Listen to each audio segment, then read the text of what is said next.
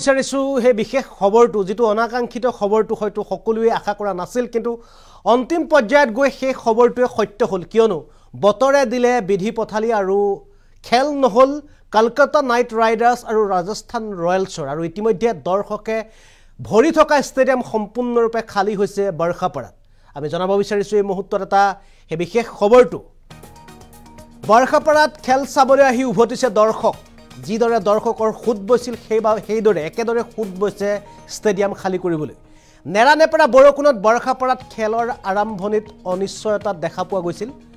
দৰ্শকৰে ভৰ্তি ষ্টেডিয়াম হৈ পৰিছে এতিয়া খালী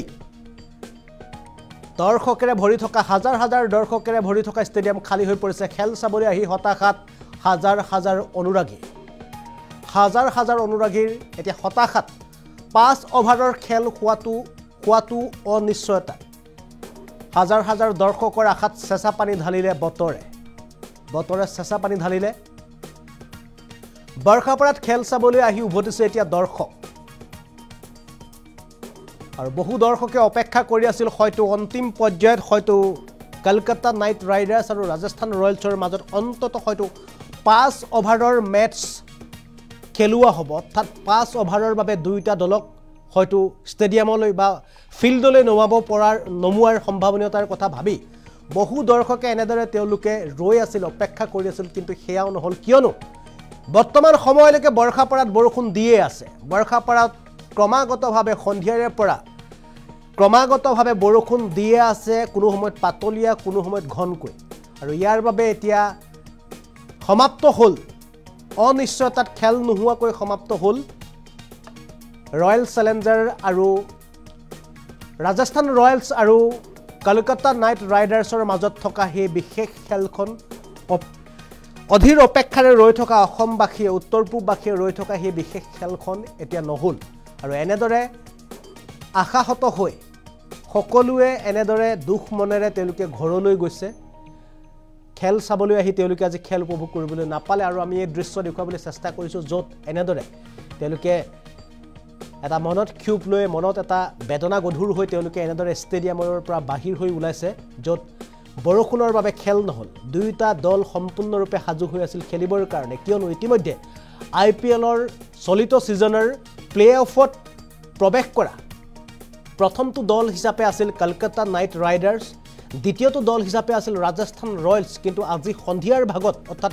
আবেলিৰ ভাগত যিখন খেল আছিল সানৰাইজাৰ্ছ হায়দৰাবাদে পাঞ্জাবক হৰুৱাই 17 পইণ্ট দখল কৰি অৰ্থাৎ তালিকাৰ 17 পইণ্টছ দখল কৰি প্লে-অফৰ দ্বিতীয় স্থানলৈ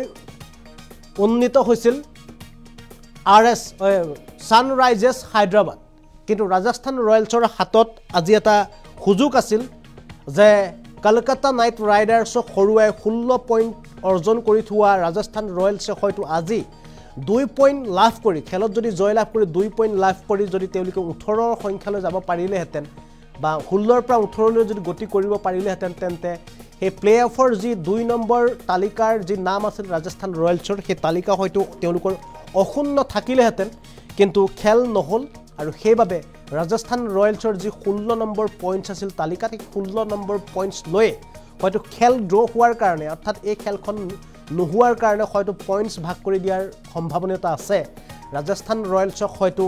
1 পইণ্ট দিয়াৰ সম্ভাৱনা আছে আৰু কলকাতা নাইট ৰাইডাৰ্ছকো সমান্তৰালভাৱে 1 পইণ্টছ ভাগ কৰি দিয়াৰ সম্ভাৱনা আছে যাৰ বাবে হয়তো সানৰাইজাৰ্ছ হায়দৰাবাদ আৰু ৰাজস্থান ৰয়েলছৰ মাজত হয়তো দুইটা দলৰ ভিতৰত কোনোবা এটা দলে হয়তো দ্বিতীয় স্থান দখল কৰিব কোনো ডাঙৰ কথা নহয় ৰাজস্থান ৰয়েলছে ইতিমধ্যে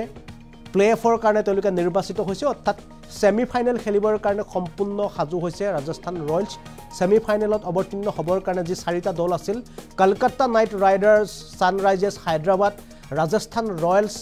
আৰু অন্যটো দল হৈছে বিৰাট কোহলীয়ে কালি যেনেদৰে CSK পৰাস্ত কৰিছিলে ৰয়েল চেলেঞ্জাৰ বেংগালুৰু এই 4টা দলে এতিয়া সেমিফাইনেল খেলিবৰ কাৰণে তেওঁলোক সম্পূৰ্ণ সাজু